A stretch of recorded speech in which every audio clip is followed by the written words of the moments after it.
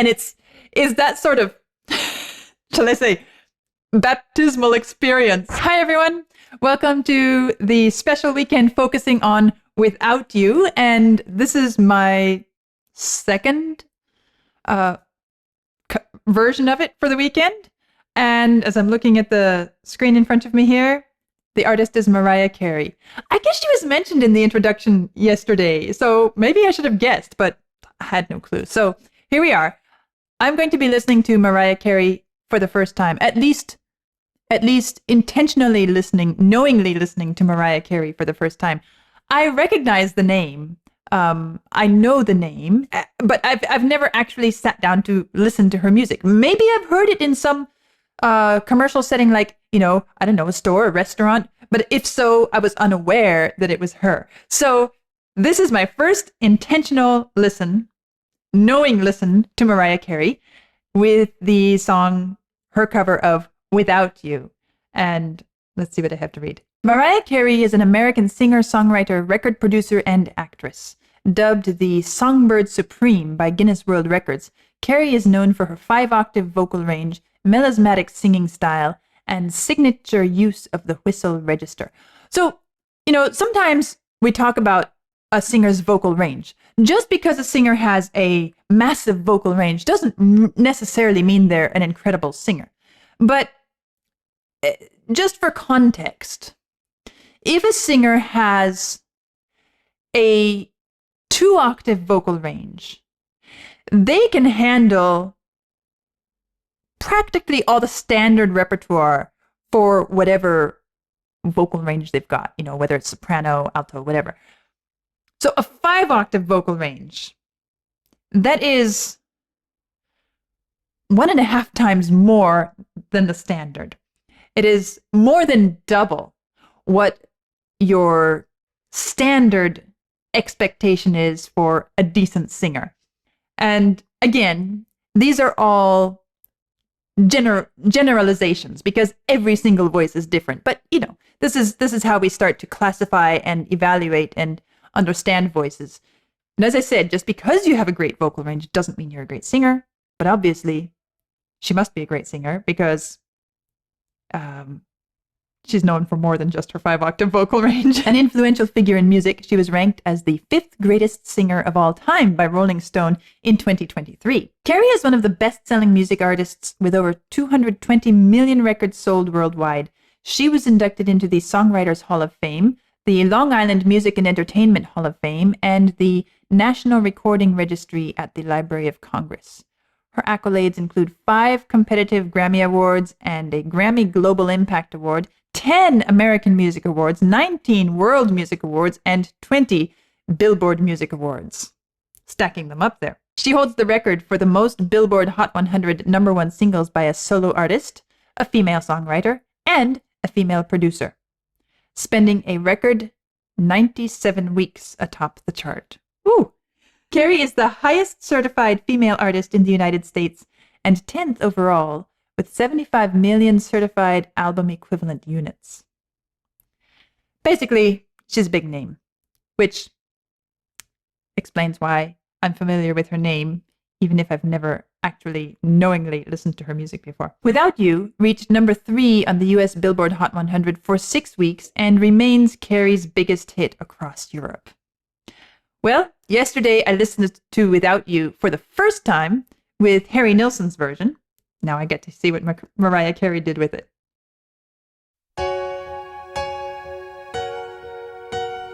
Keeping the piano in there.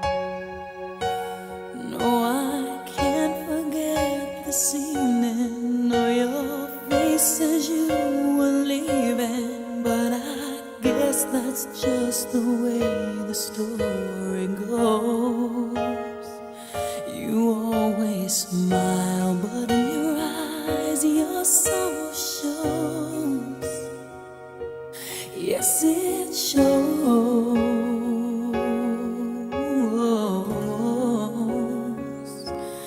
No, I can't forget tomorrow when I think of all my sorrow, when I had you there, but then I let you go. And now it's only fair that I should let you know what you should know.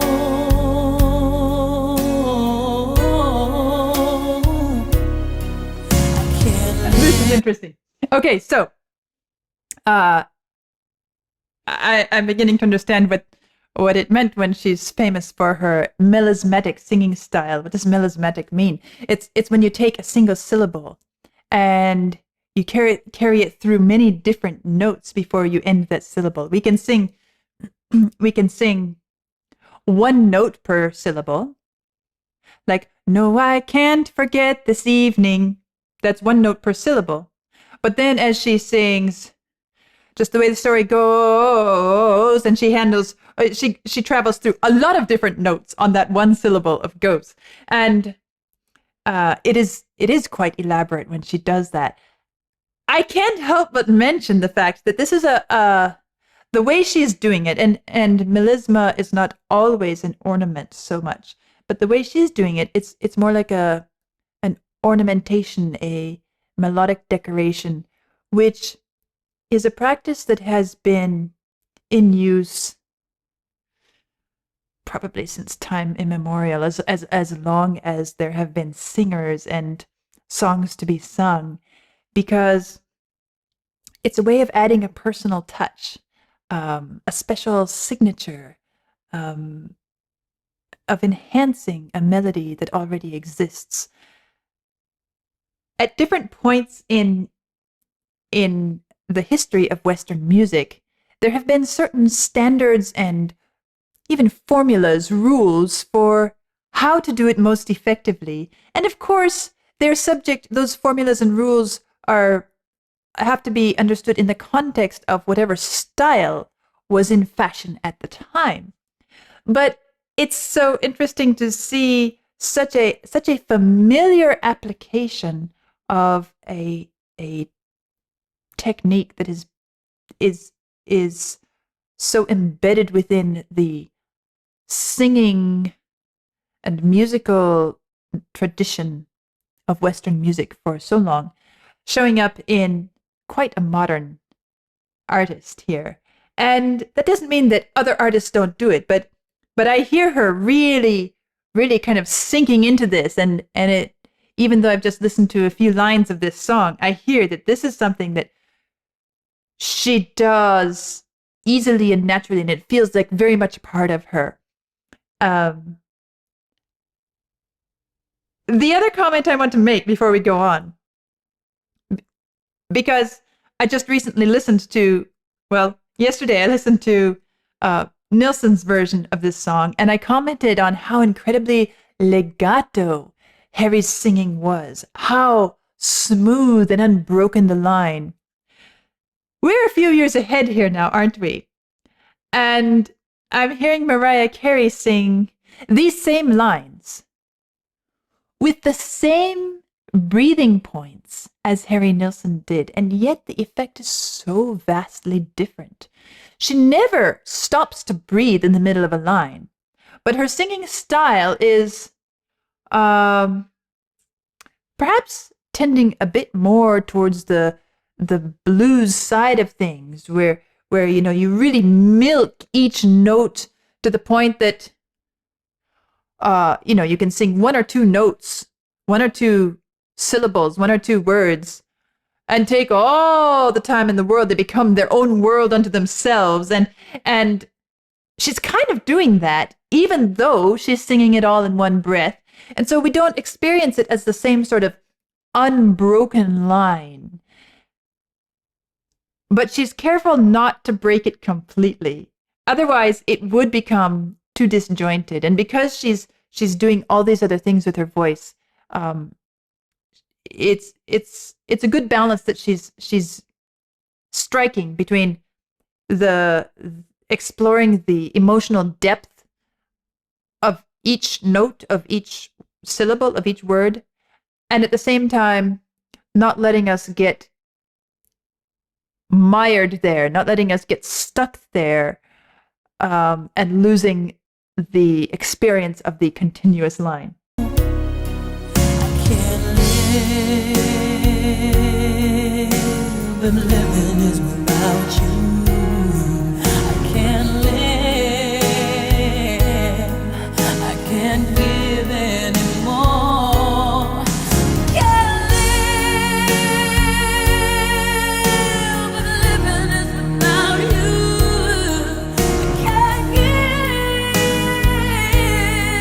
I can't give anymore. Well, I can't forget this evening or your face as you were leaving, but I guess that's just the way the story goes.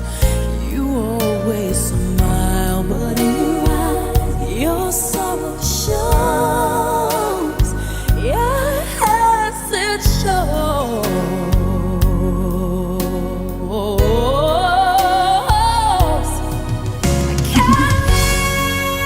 You notice she started, yes, it's show, and then she went all the way down, and then back all the way up on that same word, shows. Suddenly, that word shows takes on a life-size importance. It's emphasizing the fact, not so much the sorrow, but the visibility of it. You always smile, but in your eyes, your sorrow shows. And she dwells on the word shows, and she takes that word shows everywhere and everywhere. So it's not so much about your sorrow in that moment, but the fact that your sorrow is visible. It shows. I can see it. And we are meditating on, we are dwelling on that revelation of sorrow.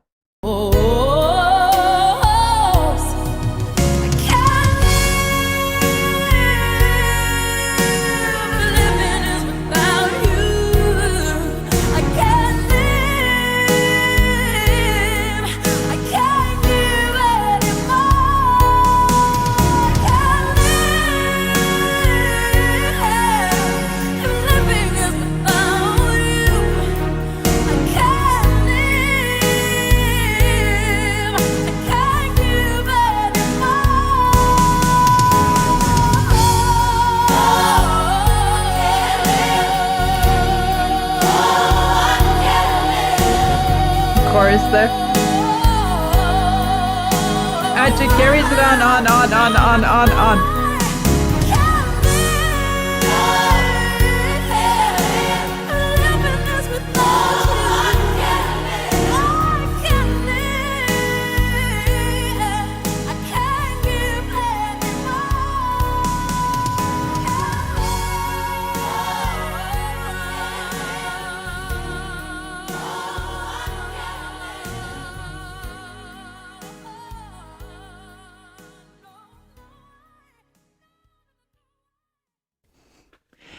It's so interesting to see how she has covered this song, and to see that both Harry Nilsson and Mariah Carey have used basically the same instrumental arrangement, instrumental backing. And so it's all about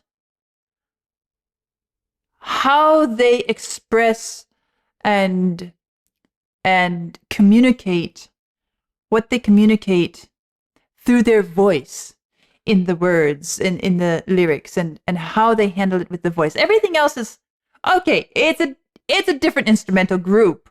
Mariah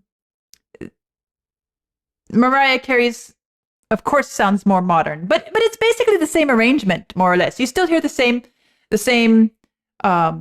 string parts, the same piano parts. You hear all of that the same. So that's not the focal point. Okay, that should be familiar. That should be just kind of in the background. It's supporting the song. We are focusing on Mariah Carey's voice and her delivery of this song, and how she feels this song and how she interprets this song. And that is very different from Harry Nilsson's interpretation. Even though there are some common features. As I was saying, the breathing points are pretty much the same, but the outcome is so different. The way we experience it is so different. And both of them are really, really great, really incredible. I guess it's a matter of personal preference and how we find ourselves relating to the piece of music as to which one we might think is better or more powerful, because technically, artistically, they are both incredibly powerful performances, incredibly skilled, incredibly they have a complete artistic vision and delivery in each one. Now, with Mariah Carey, it's much more about the outpouring of the deep emotional well within us. This, I can't live. No, I can't forget this evening. But when we get to, I can't live if living is without you. I can't live. I can't give anymore. She takes that and she milks it, and she digs deep into the emotional well of herself, and that is what comes out as the emphasis and the focal point of the piece. Let's just go back, like I did with Harry Nilsson, and listen to a bit of the piece, just to give attention and notice what she's really doing, and how this impacts the effect of our way of relating to the piece. This piano sounds a lot harsher and brighter, but here comes her voice. So one of the things that I notice immediately is that she comes in not with a clear tone, but with this agonized, and you hear her breath. That breath, as she takes it in, is the first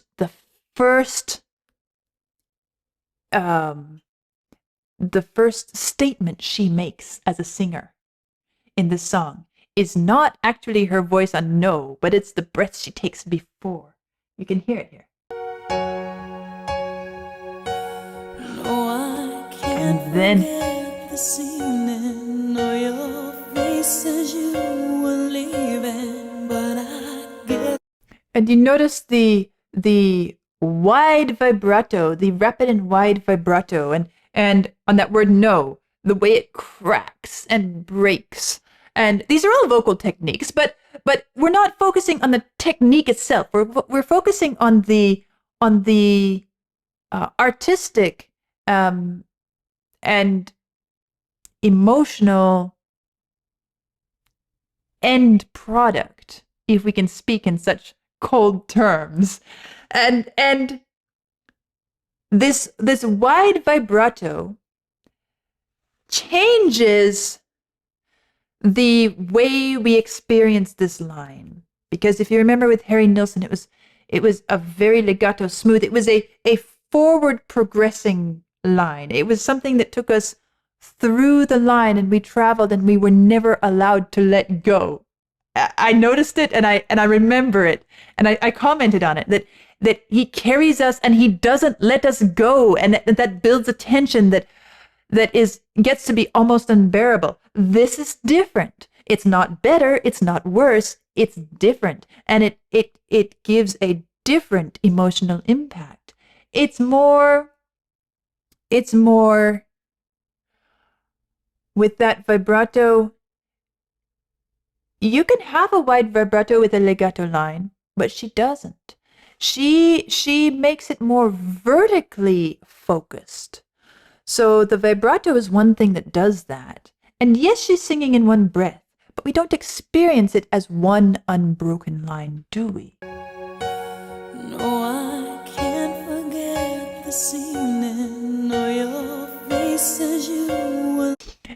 When she sings face, it's as if there was a break before face. Why? Because of where she places face, nor your we have a gap there, nor your face as you were leaving. And so it becomes more, as I said, it's vertically focused. We feel the vertical qualities, and the piano is helping contribute to that too, because the piano is really emphasizing, as I said, it was harsh, it was bolder, it was brighter. Ching, ching, ching.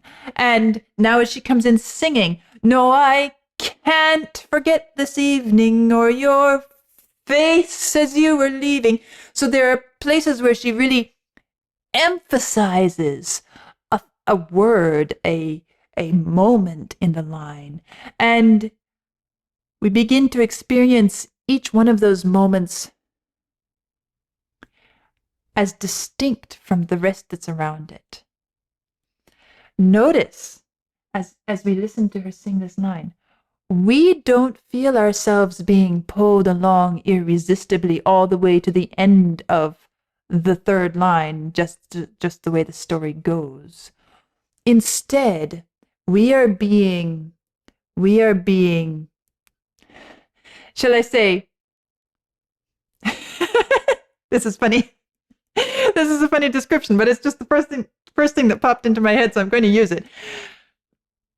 We are being dunked like a hand-dipped candle in the hot wax at every moment that she emphasizes. It's down and in, come back out. You're dripping in hot wax in that moment. And then, okay, wait for it to cool a minute. Okay, here we go again. Down and in, another layer of hot wax on us. And is that sort of, shall I say, baptismal experience on each one of those places that she highlights. And so our progress through the piece feels much slower. The entire focus and experience is no longer traveling horizontally, but it is vertical. And it is every single moment that is chosen as a point to highlight. We become immersed in that moment, and it becomes our world for that bit of time. No, I can't forget this evening. Here's the faces you were leaving, but I guess that's just the way the story goes. Story goes. You always Smile. You're so sure. Yes, it shows. Oh, we went deep and shows. So she carries us down, and she carries us. No, I can't forget tomorrow when I think of all my sorrow. When I had you there, but then I let you go.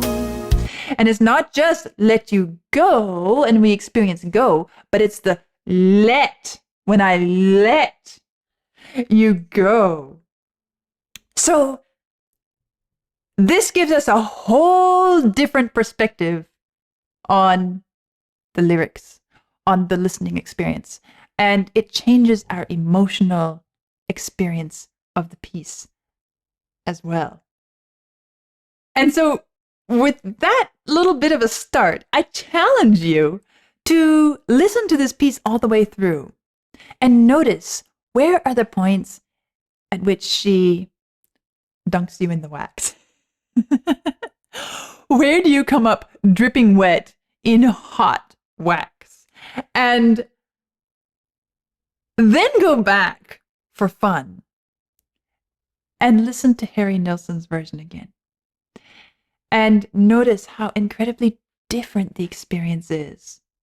Neither of which is less powerful or more powerful than the other. Which one do you prefer? Personally? Should I say, or should I let you all guess? Okay, I'll let you guess for a few seconds here, and I'll say just before I close. I have a couple more things to say first. So, where was I? To the song itself. Because this whole weekend was focused on a song rather than an artist. And I've listened to two very different artists handling the same song. That is testament to the integrity of the song itself, that it can be handled in such different ways and speak so eloquently and inspire an artist in such a way that they are able to bring their own voice to it and find their own interpretation. It allows them freedom. It doesn't just lock them in. I would be curious to see, of all the many different covers of this song, how many stick with this same instrumental format and everything, the accompaniment and everything, and do any of them really break out of the mold further and, create their own? I guess it was it I've done some covers of songs where they were handled so completely differently. It was almost like a different song. Or at least there were sections that were brand new, completely different, unrelated to the original. I'm curious to see find out if there are some of those in existence. Surely there must be.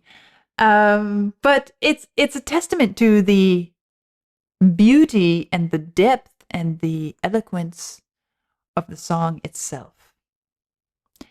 The way in which the melody, the lyrics work together to create this magical material which can be handled by so many, and not just handled by so many, but inspire so many. I feel a bit in myself already, the idea that, okay, I'm not playing along with this song this weekend because it's going on my list of harp covers to do someday when I sit down to do that. So that is my experience for the first time of Without You. And what a fun weekend it's been. I've enjoyed the comparison of the artists. I've enjoyed the song itself. Now, my favorite between the two, it comes down to purely personal preference. It is not because one is better than the other. I like Harry Nilsson. There you have it. Let me know what your favorite is in the comments. I'll see you soon.